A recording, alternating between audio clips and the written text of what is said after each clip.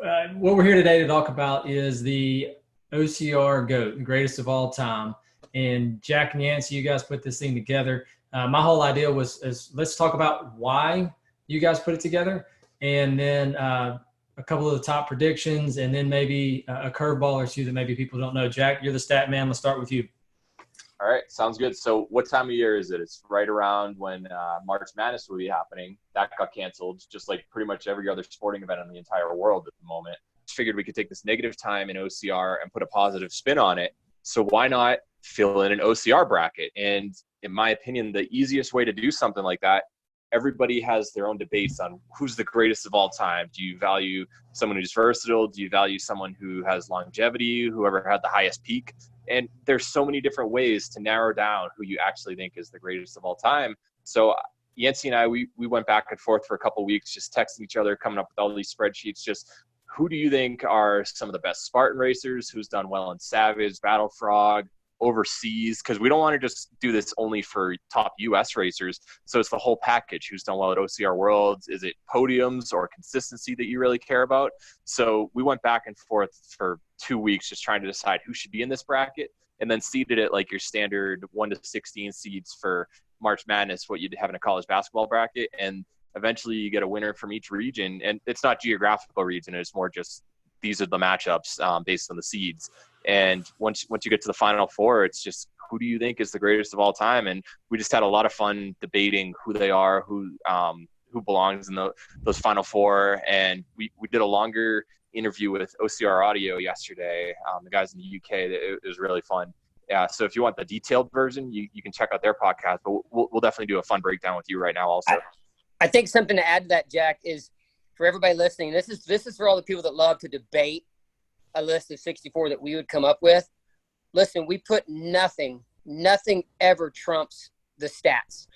Now, and when you take all you take Spartan, Tough Mudder, you factor in the big races overseas, and you put it all in a big pot of soup, and you have statistical data that it does not lie. It really does not lie. And then you mesh in the human factor, and we'll give you a cool stat a little later on. My picks yesterday to get my top, when I could see the names, Jack sent me a fun little trivia about an hour ago where I couldn't see the names. And I think 2 of my 6 I swapped because I couldn't see the names. And what that showed was when you've lived, so you have all the stats, and then you live through 10 years of OCR like we have, where we just like uber focus on way more than just racing. Like we both of us geek out on all the history and who's winning what, and we pay attention to it. So that human factor meshed in with amazing stats. And I think too often it's flipped. What you think in your mind, you let that sway. Well, so-and-so's won 50 races. Yeah, but 75% of them are on Sundays, or they've got a bunch of podiums. The stats vet everything out, and then you let a little bit of human factor come in, and you have a pretty freaking bulletproof 64. All right, and to be clear, you guys got the 64, narrowed that down. It's based upon stats. But moving forward, it will be by the audience's vote, strictly based upon votes. Popular vote. So right now we're in the round of 64. If you go to yancycamp.com, you click on the trivia tab. I'll give you a link so you can share it. But basically you go on there, it pops up a survey, and all you're going to do, you have 2 names listed next to each other and then a line between. You just need to click one of those 2 names because that's the matchup head-to-head. Whichever of those 2 names gets a higher percent vote from everybody who's submitting before we move on to the next round will advance. And we're just resetting everything each round. So instead of 64, we'll have 32 next round, and it will only be one of the 2 people going head-to-head who advances each round. Okay, so do you guys see this just becoming a popularity contest? No, we had 5 people. 5 people did it yesterday, and if you want to, I think there might be 5 to 10% of people that will just throw all logic to the wind. Every one of our brackets, the Elite 8, 6 to 7 of them were all the same in every single bracket. I think it's a popularity contest for some getting to the Sweet 16. But once you get past that, that goes nobody wants to say that their favorite racer is a 16 seed. I'm gonna make sure, you know, Chikorita or Katya wins. That your bracket looks, it doesn't make sense. It's like, well, it's glaringly popularity, you know. I would Ryan argue. Atkins, Toby Call, those guys are going to make everybody's Elite Eight. It's a guarantee. We know that. Lindsay and Nicole. So just like the March Madness, I mean, the 16 seed just doesn't make it to the Final Four hardly ever. Yeah. And basically, I think that there are a couple names who have a bigger reputation than their stats actually back them up for, where you have the name association. But when you do kind of like a blind analysis, like I posted on my Instagram just a bunch of stats, like person A, person B, who on the surface, without knowing who they are, do you think is better? And they do that all the time for like pro football and stuff. They'll be like, this guy had 40 touchdowns and 4,000 yards. This guy had 20 touchdowns and 15 picks. And it's like, obviously you're going to pick the person with the better stats. And then it reveals that one of them was Peyton Manning and the other guy was, you know, a lesser quarterback. But you would have on the surface been like, oh, Peyton Manning's better because he's Peyton Manning. So this kind of that will help you eliminate a little bit of the name association. Give us an example there, Jack. And I don't want to call anybody out. Yeah. But. Yeah. So for the most part, I think it's the 5 versus 12 matchup. We have somebody who currently has close to 80% of the votes in the popularity contest, I guess you want to call it that. And this person has one career top 10 at Spartan World Championship. The other person has 3. Another person has, the first person has 2 U.S. National Series podiums. The other has 7. The average place of the first person is 11 in their career versus 3rd for the other. And it's just. So is person one winning the votes right now? Is what you're saying? Person 1 is winning in a landslide, and okay. I think that it is due to a lot of people have familiarity bias, where who's the most, you know, what's the hottest thing at the moment, as opposed to what have you done for me lately is kind of what it comes down to. And it's not to say that the first person doesn't have like a higher absolute peak in terms of performance, but I think if you blindly look at the 2 people, it would be pretty obvious that the other person would end up being the better competitor. Or even, and another thing that's so great about these discussions that we're having like right now is we learned yesterday on an almost 2-hour podcast is it's very educational for certain people. One, people overseas, or for them, we're overseas to them. So we're being educated. The young guard over here is being educated by people that are actually here in the, you know, like, we had, I think we should talk about some names. I'm going to give an example. Yeah. Deanna Blegg, the people on running the podcast, the OCR review, they had no freaking clue basically who Deanna Blegg even was and her amazing history. And I mean, it's epic, dude. She's arguably, I mean, she's a Sweet 16 lock-in for probably 75% of people. I mean, and they're like, wait, Deanna Blegg, we knew nothing about her history. So the young guard, and I'm sure many of the people that have been around the sport for 2 to 3 years, they don't know who Deanna Blegg is. Matt Novakovic was Claude GO.A.T. Oh my gosh. 2-time Spartan Race world champion. And they didn't know. They had no idea who she was. Yep. And people just overlook her. They're like, oh, well, Mark Batres, no offense to him. If you look at their resumes blindly, Claude has a much better career. She got second at OCR Worlds one. She has 3 career Spartan Race World Championship podiums, 2 of them wins. Like as great as Mark Batres has been. Yeah. To be fair, we're saying the greatest of all time. And for some of these newer athletes, it could just be that they haven't had long enough to establish how great they really are going to become, right? I mean, so Mark runs 85 miles in the ultra virus race last weekend. I don't think anybody saw that coming, right? That's true, but is that obstacle racing or is that? Yeah, it's not obstacle. Well, no, it's not. I'm just saying, in general, my point was some of these newer athletes, maybe they're not the greatest of all time, and maybe people are going upon the talent that they see currently, not it's true. What the stats say over time. Although Mark Batres does have 61 career Spartan races and Claude has 20. So it's not like, and I'm just using this particular matchup. you can do this for literally every single matchup for the most part. And it's, somebody that's I'm 48 years old. If you take 1,000 48-year-olds, Michael Jordan's going to get about 75% of the votes as the greatest of all time. You take a bunch of 25-year-olds, and LeBron James is going to have a higher percentage.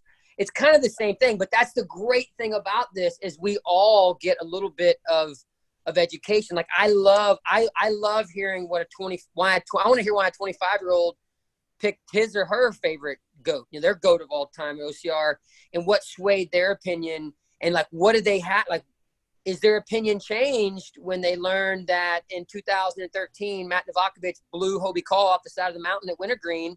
Nobody really knows who Matt is right now, but for 1 year he was one of the greatest. He was basically arguably the greatest of 2013. I mean, he wiped the best back then. 5 years ago, if we'd done this bracket, even 4 years ago, if we do this bracket, Hobie wins hands down. Hobie and Amelia are 1 and 2, but this time next year, there's probably 5 or 6 names that get kicked off of this list. You know what DJ, I mean? he's an 8 seed. When it's all said and done, he could be a top 2 seed with the amount of career he has ahead of him. Yeah, and that's kind of where I was going with it earlier. Is that people see some of these names that are hot right now, but they don't have the stats to back them up to be the greatest of all time. Yeah, it's true. Yeah, and I sort of think of it like you do for other sports, where a lot of sports in the beginning, it's like, oh well, Will Chamberlain could never average 50 points in today's game. It's because everyone else was a lower caliber athlete that he was going up against in the early years. But at the same time, if you look at some of the early years, you did have Hobie Call back then. Matt Novakovic, as Yancy was mentioning, I do this hike. It's in Colorado Springs called the Manitou Incline. He's broken 20 minutes on it. I don't care if you did that in 1917 or 2020. Like that, the time is what matters right there. And if he's a sub 20-minute guy on that, he was fit back then, and the people who were beating him before were clearly even more fit at the time. So I don't think that you can really have too much of as much of a generational bias as a lot of people do with other sports. Yeah. And there's a lot of like you take a Sergey, there's a lot of people from the US and Canada, the same people that don't know Claude from over there. A lot of us, Jack and I do because we pay attention, but a lot of people like Sergey, why is he a 4 seed? They got to go in and do some research to figure out the Sergey guy. And when the research is done, you're like, oh, wow, I see why Sergey and Claude are there. Yeah. And Yancy, I want to circle back around on what you had said earlier before we officially started and your reasoning for your GOAT. And while you're doing that, I want to pull up and share my screen with some of the brackets. So if you don't mind, your pick and why, because I thought that was really interesting to hear.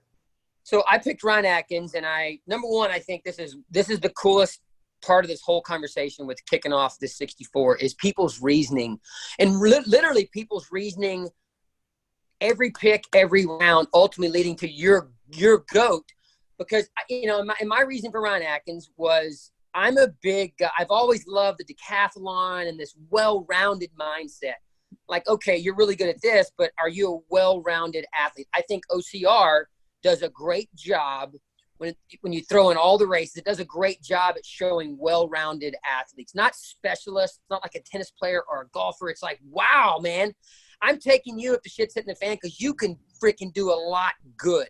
So Ryan Atkins, I want to start one bookend over here. We're going to look at things like TMX and the Broken Skull and just short, strong, powerful things. Even OCR WC 3K, anything short, and especially I want to look at TMX. TMX, I'll be honest with you, if you take out 2017 TMX out of the equation, Ryan Atkins might not make my GOAT. But that one race where he almost beat Hunter McIntyre and crushed a bunch of badass CrossFitters, that changed the game forever for me for my GOAT, because I saw the greatest OCR ultra endurance athlete to ever walk the planet go toe-to-toe with the best, arguably the best functional fitness, the 250-pound beast, Hunter McIntyre, and almost take him, almost beat him that day. So TMX is arguably the farthest on the left side bookend, and everything's on the far right, from Death Race to World's Toughest Mudder to Spartan Ultras to anything 24 hours plus. Ryan Atkins owns it, dude. It ain't even in debate. He owns it. It's his trophy. It's his championship all the time. And by the way, he's a effing badass on the other bookend. So for me, and here's how you look at this. Let's take every single race that's ever happened. Spartan Sprint, Spartan Stadium, Spartan Super, Spartan Beast, Savage, Battle Frog, Toughest, Tougher, Conquer the Gauntlet. I don't care what it is. Toughest overseas, Warrior Race down in South Africa, any race on the planet. If Ryan Atkins is there, are you betting your money that he's going to be on the podium? Every freaking time, every freaking race, you're going to put your money on him. He's going to have a cot set up on the podium. And remember that he wins every ultra race, and he almost took down the greatest of all time in the short, Hunter McIntyre. I really feel with that speech, I could sway 50% of people that don't vote for Ryan Atkins to say he should be the freaking GOAT.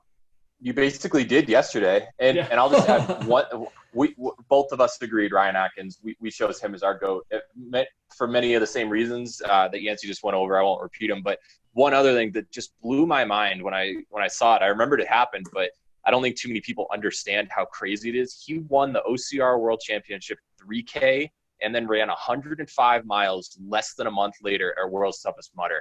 To be able to do that in such a short span, that's incredible. Like, he literally owned both ends of the entire spectrum for obstacle racing within a 1 month period. It's mind blowing. So real quick, and without as much of a why, female GOAT for each of you. Lindsay, not even a question. Yeah, it's Lindsay for sure. Yeah. Both y'all the same way. Yeah. All right, your outside choice, and obviously you guys put this bracket together, so it's going to be one of your number ones. But who's your second place in both the male and female? John Albon was definitely my second. Yep. Give the same pitch that I just made for Ryan Atkins. You take out the TMXs. You take out, like if they had let Ryan Atkins be at Broken Skull, I guarantee he'd have given Hunter McIntyre every freaking thing he could have handled. And on the obstacle course, I think he could have beaten Hunter's time. I think where Ryan would have struggled with some of those wrestling type battles. But long story short, that's the only thing that John Albon would be pushed out of the picture. He wouldn't have made the finals at TMX. There's just no way. It's ridiculous amount of very, very heavy lifting for high reps. Jack and I both raced him. He could attest. So John is almost right there. Now here, and I'll be honest, if you take out that 2017 TMX, I don't know. I literally think it would be a coin flip for me for John Albon and Ryan Atkins. Yeah, I think John Albon, he's 3-1 against Ryan Atkins in OCR World 3K, and he's undefeated in the 15K. So that one extra event for Tough Mudder or for TMX made a big difference. But also the fact that yes, they ran together and they both hit over 100 miles in as a team a couple times for World's Tough. I think they went 80 and like 105 one year for World's Toughest Mudder. But I think it's just indisputable that Ryan Atkins, he's unbeatable at anything 8 hours or longer. He's literally never lost a race 8 hours or longer. And Albon has lost a couple of races here and there. So I think that because he doesn't have that like one specific thing that it's his world and then everyone else, I gave the edge to Ryan Atkins. And I believe Atkins has a slightly above 500 record head-to-head against Albon all time. Okay. Yeah, it's such a unique female number 2 picks. Nicole. Nicole for me. Nicole. This time last year before the World Championships, I probably would have taken Zuzana. I would have done Zuzana or Claude. Well, I would have taken Amelia over Claude because of the two-time World's Toughest Mudder. She's got 4 big titles, the 2 World's Toughest Mudders, two Spartan. Hasn't been around for a couple years, but now you add on Nicole's Spartan championship. I got to give it to her. She's technically a veteran now. I don't feel like she was technically a veteran last year. She's a long-time vet now, so she definitely gets my second pick, getting pretty freaking close behind Lindsay actually. Okay. I think that Rebecca would, in the same way that VJ, if Rebecca sticks around for a few years, she could easily. I think she's the only other woman who could really run with Nicole and Lindsay. She's done 4 OCR World Championship races and 3 podiums. The other was 4th place. She's got 2nd and 4th at Spartan World Championship. Like, she is a podium threat no matter when she shows up to the biggest races. So I think that she has the potential to break through. But right now it's Nicole and then everyone else after. Okay. Lindsay. So I'm going to put a link in bio and Instagram directly to the voting. You guys already have it up. When does the voting start? It started 2 days ago? Yeah, we wanted to get on a couple podcasts to spread the word. So we're aiming probably Monday is the last day. I don't have an official end, but once everyone kind of has heard about it, we're only going to give 2 days for each subsequent round after that.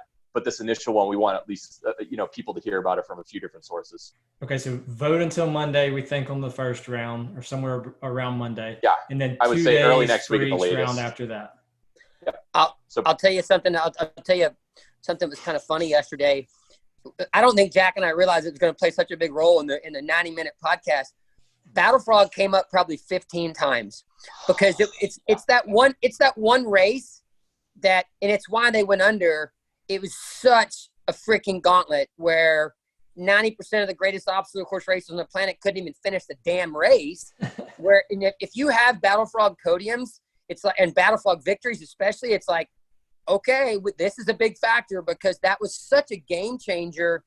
It even came up with, a thumbs up to the Hobie was the one head-to-head against Ryan Atkins, and he beat Ryan Atkins at Battle Frog. And Battle Frog kind of gives you that. It's like OCR WC on steroids. It's like the obstacles were even a little harder. I mean, let me tell you something, dude. Where's my my wife just remodeled my man cave, but I've got that green bar for podium. Dude, that's like that's a trophy. That's like one of my top 3 trophies. Yeah.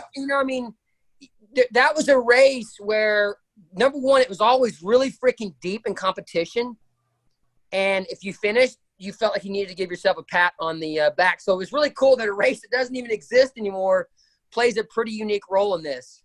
Do you want to know what's pretty crazy? I filtered it out, and of everybody in the top 6 in this bracket, 26 of them have a Battle Frog podium. 12 of them have at least 2, and 8 of them have at least 5. Wow. Yeah. That's pretty crazy. Yeah, played in pretty heavy. So, all right. Fellas, we didn't get your pick. That's the last thing I want. Who's yours? My picks? Yeah. Can't be the host come on, and not at least man. give a little info. Let's go, Michael. Oh, gosh. I was leaning towards Ryan until, and I'm going to pull my picks back up here. I haven't done the picks. Pull the brackets back up. I was leaning towards Ryan, and then Yancy just completely swayed me. Bam! That's what I do. So there's that. And then let me see. Where's the other one? I mean, gosh, I hate to be so vanilla here. But yeah, I have to go with Lindsay on the ladies' side. So no surprises, nothing. Yeah, but just as a clarification, I wish I could throw something out there. Go ahead, Jack. Oh, just as a clarification, you're mentioning who's your top men, top women. This is to find the greatest. We're mixing the genders, just so everybody is aware. So that's news for me. Yeah. So I guess I didn't think about it that way. So yeah, because like Lindsay might down to 1. There it is. Yeah, Lindsay might end up winning her bracket, or her region, but then she might have to face Hobie or John or Nicole or Ryan, and you have to decide which is the single athlete who you think is the greatest of all time. So okay, yeah, I'm glad that you mentioned that. So with that said, sorry, Lindsay, I gotta go with Ryan. I went into it actually being like, there's no way I'm picking against Lindsay, and then I talked myself into Ryan. It was definitely unexpected. Yeah, Yancy had to redecorate back there to get his bottle, Frank.